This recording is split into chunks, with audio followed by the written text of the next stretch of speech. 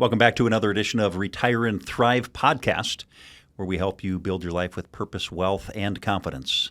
Cody, how are you? Doing good, Dan. How are you? Good. I feel like the last couple of episodes got really heavy in tax and Social Security, and every time I talk about tax, you get kind of excited. And I know we've talked about a couple different themes, but I'm interested to know where we're going to go here today. Yeah. No, I wanted to flip the script on you a little bit because you're always asking me the questions, and I wanted to have an opportunity to kind of talk a little bit about this new cutting edge idea in everybody's world right now, and that's AI. And so we are obviously not immune to that wave of AI, of opportunity to use it, or intricacies of how it's already being embedded in some of the planning that goes on. But I'm curious to know how it's impacted you in your lifestyle. I mean, I get kind of made fun of here at the office because I'm probably the slowest to adapt to some of the newer nuances of the world, and certainly AI being one of them. I use it now, but not as much. So tell me, when did you start using AI, whether it be business or personally? When did that start, and how has that progressed? I don't want to take a lot of time, but it is a funny story. So I was part of a larger group, a coaching group that I go to every quarter. And they started talking about it, and it would have been in, I want to say it really became popular probably in the spring of 25. So we're talking a little over a year and a half ago is where this thing kind of started catching on. And I was kind of the naysayer. I'm like, well, I don't think that's a good idea, and here's why. I'm concerned about privacy, all of these things. And then at lunch, one of the guys pulled up a chair, and he was kind of he'd written a book on AI. Jeff Woods is his name. And his book was The AI-Driven Leader. And so he was just saying, so what are your concerns? I started explaining, mainly centered around privacy. And it was a two-day workshop or two-day class. And he gave me some things. And my fear was I had ChatGPT, which there's many platforms, but that's kind of the common one. And I was just afraid, like any new technology, I didn't want to break it. Right? And he's like, you won't break it. And what happens is AI starts to learn a little bit more about you the more that you talk about it.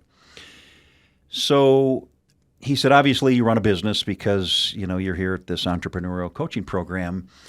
And so he started telling me how he had built a board of directors on his AI platform. And I said, well, how does that work? So he started explaining it to me.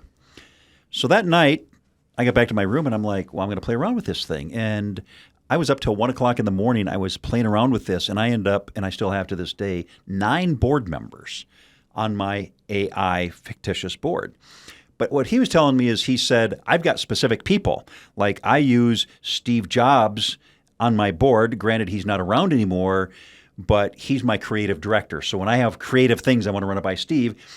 And the thing about AI that kind of blew me away, and again, most people know this by now, but when you think about all the books that I have read over my lifetime, and you think about all of the searches that I've done on different platforms, AI knows it all. I mean, it's read hundreds of thousands of books, and it retains 100% of it. So if you want to tap into a Steve Jobs or an Elon Musk or some of the tech people that Jeff was explaining to me, it's going to go back and it's going to dive into some of the biographies, some of the news feeds, some of the speeches they've done. And so I got back to my room and I started creating different AI board members, each with different purposes. Like I have a human resource director. So if I'm having human resource questions, I can say to AI, pull in my human resource director. If I have, someone who I want to dive into marketing. So I didn't actually find people. I designed the characteristics. So for me, then the next day, of course, I was kind of like, this is kind of nice. I ended up spending about 5 hours on this, and I started playing around with it. And so how have I used it? I use that side of it alone from a business. I would say probably 2 to 3 times a week, I have a conversation with AI centered around specific things. And I just want to be very clear to the audience here. I don't think, in my opinion, I don't use AI to replace anything. I use it more to help increase my thought process. So I'll be completely transparent to the audience. I use AI at times to help me create subjects for this podcast. So if I'm struggling, I might say, you know what, we've done many episodes. Right now, it's talk to me about maybe 2 or 3 topics that are very timely in the news that may affect retirees, and it'll give me a whole list. And then from there, then I can dive in and I can create my own content. But I think for me, it's more of a thought leader as opposed to replacing something. Yeah, no, I think that's awesome. And I think there's a lot of people who are nervous that ChatGPT or AI over the years is going to continue to make people less creative or not use their abilities as well because it's at the type of a phone or a computer or whatever, which could potentially happen if used for that purpose. But the idea is we want to create ourselves or make ourselves better at our positions with the addition of more rapid ability to go through, as you talked about, hundreds and thousands of books and find the data without having to siphon through it yourself. So it is very useful. And again, I'm the biggest naysayer in the office, or I was as time has gone on. I've used it a lot more myself. But one question is from a personal standpoint, right? You talk a little bit about the business, but what ways do you use it in a personal standpoint, and how can that be beneficial to have ChatGPT in your phone to say, all right, help me with this trip or restaurant? What do you use for it from that standpoint? I'm going to be very vulnerable, very vulnerable. About 4 months ago, I had a knee replacement. And one of my big struggles was I do work out typically 5 to 6 days a week. My biggest fear was I'm going to put on a bunch of weight because I can't jog, I can't run, I can't do things. So I literally had AI design a workout plan and how do I maintain my weight, what kind of exercise. And again, it created an exercise routine for me, but I gave it direction. I want to work out 5 days a week. I want to do upper, no lower. I want to do cardio 3 days a week. Cardio has to be, elliptical. It has to be rowing machine. It can't be treadmill. And after 2 months or after 8 weeks, maybe introduce a little bit of treadmill. And so it put together all of that. But I kept refining it. Like, I want it to be for 45 minutes, and I want to use 3 different pieces of equipment. So I just kept refining it. And as opposed to going online and find a personal trainer and explaining everything that I wanted. And what was interesting is when I created that and I told them my main purpose is I still want to maintain a certain level of health during this recovery, but my number one goal was I don't want to put on 30 pounds while I can't be active. And so it gave me this workout routine, and then it ended with, I think we need to design a nutrition plan. Like, of course we do. I'd never thought of that. And so then we went down that rabbit hole, and so we started designing some nutrition and what should I be eating and what shouldn't I be eating. And it's just, I wouldn't even have thought about the nutritional side because, of course, I like to eat just like a lot of people do. But yeah, so I've used it quite a bit for that. So I think the unique part of what you just said there is that you ask it a bunch of prompts, but when you're done, it then can return the favor and say, but don't forget about this. Right. And so it can help continue to lead the conversation to say, you might know what you know, but have you been thinking about the other side of the things, which sometimes is in the kitchen and not just in the weight room? Right. And so that's very insightful to hear it. It is having a conversation really with you back and forth, which is helpful. And so that leads into my next question. A lot of people, again, in the industry are thinking, is there potential for AI to take over a financial advisor's job? And so maybe elaborate on your thoughts on what's going on in the AI industry from a financial planning standpoint. Is it just a partner? Is it an alternative? And how does that really fit into the world? Yeah. We just had some clients leave. Actually, they were clients that you had met with. I know them personally, and they just left. And they live about an hour and a half away from here, as you know. And he came into our office. This is, year and a half into our new office. And he made the comment, he said, it is so nice to be in person. So they literally spent 3 hours round trip to come for a 2-hour meeting with you. And he said, if you've got out-of-town clients, I would advise every one of them every few years they need to come in. And so I don't feel like AI will replace us. But let me just talk a little bit about from the business standpoint, because I think that's important too. And I want to make it very, very clear here. As of today, and I don't see it anytime soon, we do not aggregate client data with AI. I am super conservative that way. Yep. We do use it a little bit to streamline processes. I will say we're probably behind a lot of firms just because I am maybe over the top conservative and I don't want client data mixed in here.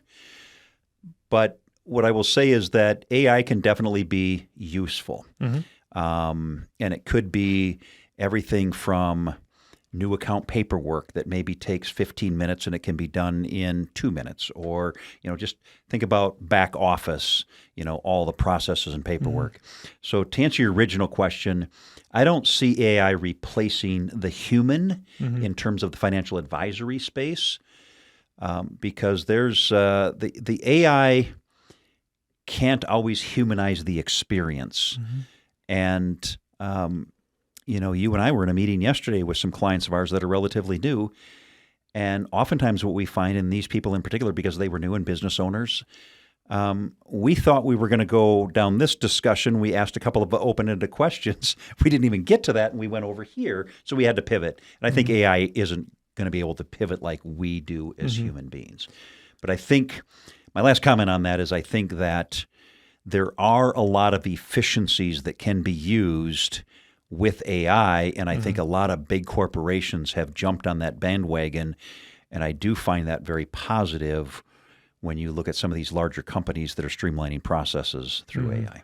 Yeah, no, I think it's definitely a resource. I think it's helpful, but at the end of the day, garbage in, garbage out. If you don't know what you're putting into AI to use as a prompt to tell it what it needs to know, you are going to get the feedback of what you're giving it, and it's just going to follow the conversation that you're going down. And so you may have a lot of experience, but I've talked about it many times, and I know you have too, you can't make these decisions in silos. And so if you're asking a Social Security question, you're going to have to upload your tax returns to let them know what your anticipated income is going to be and the deductions you get, the state that you live in, and all these different aspects. Wouldn't recommend that. Yeah. And the conversation and the behavioral coaching of a financial advisor is never going to be done from an AI platform, in my opinion.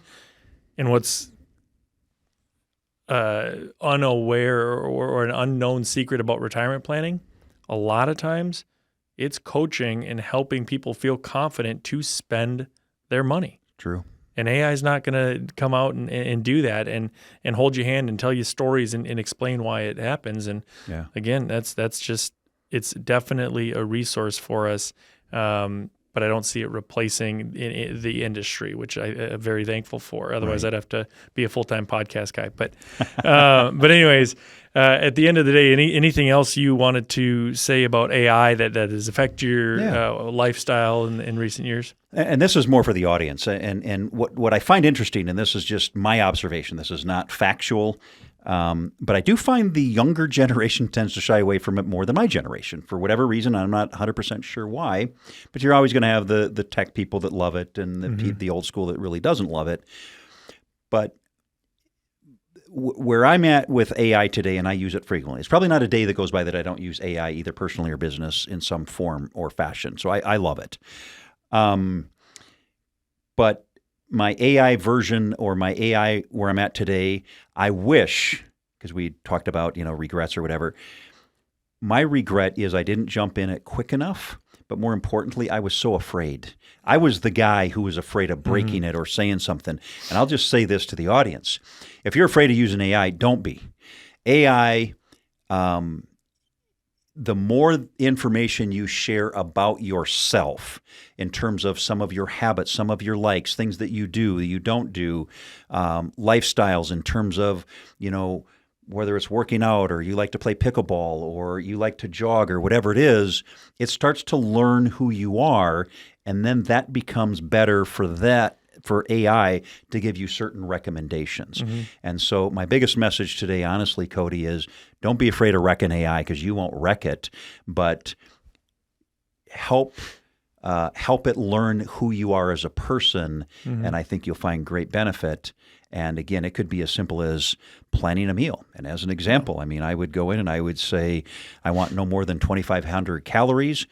Create a meal plan for me with less than 150, in the macros, with less than 150 grams of carbs. And then I want my my proteins and fats broken up 50-50 and create a meal plan. And then I can take it a step further and say, now I want recipes for each of those. And so again, you can get as granular as you want, but it's a beautiful thing.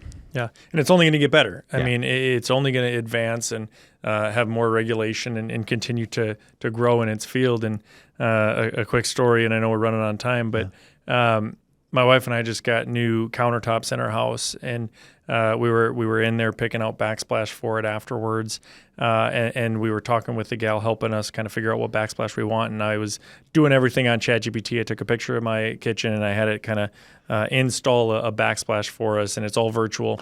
And she saw that I was doing it, and she's like, "Please tell me that's not ChatGPT." And I said, "It is, and I'm not very good at using it, but it's given me a visualization." And so I went in and I turned my phone around to her. She's like, "Oh gosh, I've never seen a picture that good before. That actually looks perfect."